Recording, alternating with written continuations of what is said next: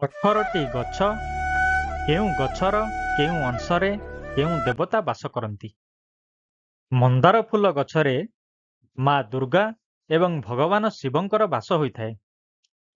ମନ୍ଦାର ଫୁଲର ମୂଳ ଭାଗରେ ବ୍ରହ୍ମା, ମଧ୍ୟ ଭାଗରେ ବିଷ୍ଣୁ ଏବଂ ଅନ୍ତିମ ଭାଗରେ ମହେଶ୍ୱର ବାସ କରିଥାନ୍ତି। ଏହା ବ୍ୟତୀତ ଏହାର ଅଙ୍କୁରଣ ଭାଗରେ ମା ଶକ୍ତି ସ୍ୱରୂପା ଦୁର୍ଗା ମଧ୍ୟ ବାସ କରିଥାନ୍ତି। ସେହିପରି ବବୁଲ ଗଛରେ ଭଗବାନ ବିଷ୍ଣୁଙ୍କର ନିବାସ ହୋଇଥାଏ। ଆଜିର ଭିଡ଼ିଓ ସେହିମାନଙ୍କ ପାଇଁ ଯେଉଁମାନେ ଗଛ କାଟୁଛନ୍ତି କିନ୍ତୁ ଲଗାଉନାହାନ୍ତି, ଯେଉଁମାନେ ଭାବୁଛନ୍ତି ଯେ ଗଛ କେବଳ ବାୟୁମଣ୍ଡଳରୁ ଅଙ୍ଗାରକାମ୍ଳ ଗ୍ରହଣ କରେ ଏବଂ ଆମ ପାଇଁ ଅମ୍ଳଜାନ ଦିଏ। ସେହିମାନେ ଜାଣି ରଖିବା ଉଚିତ ଯେ ଭାରତରେ ସନାତନ ଧର୍ମରେ ଶାସ୍ତ୍ର ପରମ୍ପରା ଅନୁସାରେ ଗଛରେ ସବୁ ଦେବଦେବୀଙ୍କର ବାସ ହୋଇଥାଏ। ସମସ୍ତ ଦେବଦେବୀଙ୍କର ତତ୍ତ୍ୱ, ସମସ୍ତ ଗ୍ରହଙ୍କର ତତ୍ତ୍ୱ, ପୁରା ବ୍ରହ୍ମାଣ୍ଡର ତତ୍ତ୍ୱ ଗଛ ମଧ୍ୟରେ ଥାଏ। ଏହିପରି କେତେଗୁଡ଼ିଏ ଦିବ୍ୟ ଗଛ ବିଷୟରେ ଆଜି ଆପଣମାନଙ୍କୁ କହୁଛି। ବ୍ରହ୍ମ କମଳ ହେଉଛି ଏକ ଦିବ୍ୟ ପୁଷ୍ପ ଗଛ। ଏହା ବାସ୍ତୁ ଦୋଷ ଦୂର କରିଥାଏ ଏବଂ ଏହା ଭାଗ୍ୟ ଉଦୟ କରିଥାଏ। ବ୍ରହ୍ମ କମଳ ଉପରେ ବସି ଭଗବାନ ବ୍ରହ୍ମା ସାରା ସୃଷ୍ଟିକୁ ନିର୍ମାଣ କରିଥିଲେ। ତେଣୁ ଏହାର ଉପରି ଭାଗରେ ବ୍ରହ୍ମାଙ୍କର ସ୍ଥାନ, ଏହାର ମୂଳ ଭାଗରେ ଭଗବାନ ବିଷ୍ଣୁଙ୍କର ସ୍ଥାନ। ପାରିଜାତ ବୃକ୍ଷ ହେଉଛି ସେହି ବୃକ୍ଷ ଯାହାକୁ କଳ୍ପ ବୃକ୍ଷ କୁହାଯାଏ, ଯାହା ସମସ୍ତ ମନସ୍କାମନା ପୂରଣ କରିଥାଏ। ସମୁଦ୍ର ମନ୍ଥନରେ ଏହି ପାରିଜାତ ବୃକ୍ଷର ଉତ୍ପତ୍ତି ହୋଇଥିଲା। ପାରିଜାତ ପୁଷ୍ପ ଭଗବାନ ଶ୍ରୀକୃଷ୍ଣ ରୁକ୍ମିଣୀଙ୍କ ପାଇଁ ମଧ୍ୟ ଆଣିଥିଲେ। ସ୍ୱର୍ଗର ପାରିଜାତ ଏବଂ ମର୍ତ୍ତ୍ୟର ପାରିଜାତ ଭିତରେ ବହୁତ ଫରକ ରହିଛି। ତେବେ ଏହି ପାରିଜାତ ବୃକ୍ଷର ସମସ୍ତ ଭାଗରେ ସମସ୍ତ ଦେବଦେବୀଙ୍କର ବାସ ହୋଇଥାଏ। କୌଣସି ଭୋଗ ନ ମିଳିଲେ ଅତି କମରେ ନଡ଼ିଆଟେ ଆମେ ମନ୍ଦିରକୁ ନେଇଥାଉ। ଏ ନଡ଼ିଆ ହେଉଛି ମଣିଷର ମନର, ମଣିଷର ମୁଣ୍ଡର ପ୍ରତୀକ। ଏହାର 3ଟି ଆଖି ରହିଥାଏ। ତେଣୁ ନଡ଼ିଆ ଗଛରେ ବ୍ରହ୍ମା, ବିଷ୍ଣୁ ଏବଂ ମହେଶ୍ୱରଙ୍କର ବାସ। ଡାଳିମ୍ବ ଗଛରେ ଭଗବାନ ବିଷ୍ଣୁ ଏବଂ ମା ଲକ୍ଷ୍ମୀଙ୍କର ସ୍ଥାନ ରହିଥାଏ। ଏହା ବ୍ୟତୀତ ସୂର୍ଯ୍ୟଙ୍କର ଆଶୀର୍ବାଦ ମଧ୍ୟ ଏହି ଗଛରେ ଥାଏ। ଘିଅ ଖାଇବା ଦ୍ୱାରା ଚନ୍ଦ୍ରନାଡ଼ି ପରିପୁଷ୍ଟ ହୋଇଥାଏ। ମହୁ ସେବନ ଦ୍ୱାରା ସୂର୍ଯ୍ୟନାଡ଼ି ପରିପୁଷ୍ଟ ହୋଇଥାଏ ଏବଂ ଡାଳିମ୍ବ ସେବନ ଦ୍ୱାରା ଆମର ସୁଷୁମ୍ନା ନାଡ଼ୀକୁ ଶକ୍ତି ମିଳିଥାଏ। ଶ୍ୱେତ ଅରଖ ଗଛ ଭଗବାନ ଶିବ ଏବଂ ଭଗବାନ ଶ୍ରୀ ଗଣେଶଙ୍କର ବାସସ୍ଥାନ। ଶ୍ୱେତ ଅରଖ ଗଛର ମୂଳରେ ଭଗବାନ ଶ୍ରୀ ଗଣେଶଙ୍କର ନିବାସ ହୋଇଥାଏ।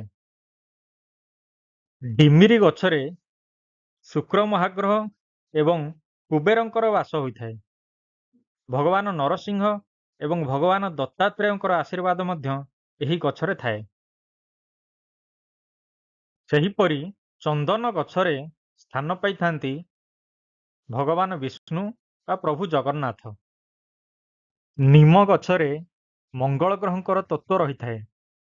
ଏଥିରେ ମହାବୀର ହନୁମାନଙ୍କର ଏବଂ ମା ଦୁର୍ଗାଙ୍କର ବାସ। କଦଳୀ ଗଛରେ ଦେବଗୁରୁ ବୃହସ୍ପତି ଏବଂ ଭଗବାନ ବିଷ୍ଣୁ ଅବସ୍ଥାନ କରିଥାନ୍ତି। ଶମୀ ଗଛରେ ଅନେକ ଗୁଡ଼ିଏ ଦେବଦେବୀ ରହିଥାନ୍ତି, ଯେପରିକି ଶନି ମହାଗ୍ରହ, ଭଗବାନ ବିଷ୍ଣୁ, ଶିବ, ଶ୍ରୀ ଗଣେଶ। ଏହା ବ୍ୟତୀତ ଏହି ଗଛ ମା ଲକ୍ଷ୍ମୀଙ୍କର ଆଶୀର୍ବାଦ ସ୍ୱରୂପ। ଏହା ଘରର ସମୃଦ୍ଧିକୁ ବୃଦ୍ଧି କରେ ଏବଂ ବିଭିନ୍ନ ପ୍ରକାରର ବାସ୍ତୁ ଦୋଷ ଦୂର କରିଥାଏ। ପାଣ୍ଡବମାନେ ନିଜର ଅଜ୍ଞାତବାସରେ ଶମୀ ବୃକ୍ଷରେ ନିଜର ସମସ୍ତ ଅସ୍ତ୍ରଶସ୍ତ୍ର ଲୁଚାଇ ରଖିଥିଲେ। ବେଲାଳ ସେନର କଟା ମୁଣ୍ଡ ସମ୍ପୂର୍ଣ୍ଣ ମହାଭାରତର ଦୃଶ୍ୟ ଏହି ଶମୀ ବୃକ୍ଷ ଉପରେ ଥାଇ ଦର୍ଶନ କରିଥିଲେ। ଏହା ବ୍ୟତୀତ ଶମୀ ଗଛର ପତ୍ର ମହାଦେବ ଏବଂ ଗଣେଶଙ୍କୁ ପ୍ରସନ୍ନ କରିବା ପାଇଁ ପ୍ରଦାନ କରାଯାଏ। କଦମ୍ବ ଗଛ ହେଉଛି ମା ଲକ୍ଷ୍ମୀ ଏବଂ ଶ୍ରୀ ରାଧାଙ୍କର ବାସସ୍ଥାନ।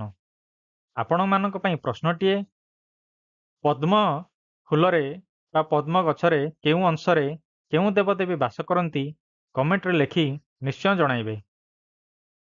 ତୁଳସୀ ହେଉଛି ଏକ ପବିତ୍ର ବୃକ୍ଷ, ଯେଉଁଥିରେ ସମସ୍ତ ଦେବଦେବୀଙ୍କର ବାସ ହୋଇଥାଏ। ସେଥିପାଇଁ କୁହାଯାଏ ମୂଳେ ତୋର ଗଙ୍ଗା, ଡାଳେ ତୋର ବିଷ୍ଣୁ, ପତ୍ରେ ଦେବତାଙ୍କର ବାସ। ଅଁଳା ଗଛରେ ଲକ୍ଷ୍ମୀନାରାୟଣ ରହିଥାନ୍ତି। ଏହା ବ୍ୟତୀତ ଏହା ଭିତରେ ଶନି ଗ୍ରହଙ୍କର ତତ୍ତ୍ୱ ମଧ୍ୟ ରହିଥାଏ। ବେଲ ଗଛ ସାକ୍ଷାତ ମହାଦେବ ଶିବଙ୍କର ବାସସ୍ଥାନ। ଏହାର ସମଗ୍ର ଶରୀରରେ ମା ଲକ୍ଷ୍ମୀଙ୍କର ଅଂଶତତ୍ତ୍ୱ ରହିଛି। ଓସ୍ତ ଗଛ ବା ଅଶ୍ୱତ୍ଥ ଗଛରେ ଭଗବାନ ବିଷ୍ଣୁ ଏବଂ ଶନି ଗ୍ରହ ବାସ କରିଥାନ୍ତି। ଏହା ବ୍ୟତୀତ 33 କୋଟି ଦେବଦେବୀ ଲକ୍ଷ୍ମୀ, ଅଲକ୍ଷ୍ମୀ ମଧ୍ୟ ଏହି ଓସ୍ତ ଗଛରେ ସବୁବେଳେ ନିବାସ କରୁଥାନ୍ତି। ବର ଗଛ ବ୍ରହ୍ମା, ବିଷ୍ଣୁ ଏବଂ ମହେଶ୍ୱରଙ୍କର ବାସସ୍ଥାନ। ଏହା ବ୍ୟତୀତ ସମସ୍ତ ଗ୍ରହମାନେ ଏଥିରେ ଅବସ୍ଥାନ କରନ୍ତି। ତେଣୁ ଆଦିମ କାଳରୁ ବରଗଛ ଏବଂ ଓସ୍ତ ଗଛକୁ ଅନେକ ଗ୍ରହ ଉପଚାର ପାଇଁ ପୂଜା କରିଆସୁଛନ୍ତି ମାନବ ସମାଜ। ବନ୍ଧୁଗଣ, এই ଛୋଟିଆ ପ୍ରସ୍ତୁତିଟି ଥିଲା ଆପଣମାନଙ୍କ ପାଇଁ। କେମିତି ଲାଗିଲା କମେଣ୍ଟ ଲେଖି ନିଶ୍ଚୟ ଜଣାଇବେ। ବିଭିନ୍ନ ପ୍ରକାର ଭକ୍ତି, ଶିକ୍ଷା ଏବଂ ମନୋରଞ୍ଜନ ଧର୍ମୀ ଆବଶ୍ୟକୀୟ ତଥ୍ୟ ଜାଣିବା ପାଇଁ ଗପ ଅମୃତ ଓଡ଼ିଆ ଚ୍ୟାନେଲକୁ ସବସ୍କ୍ରାଇବ କରିବା ପାଇଁ ଅନୁରୋଧ।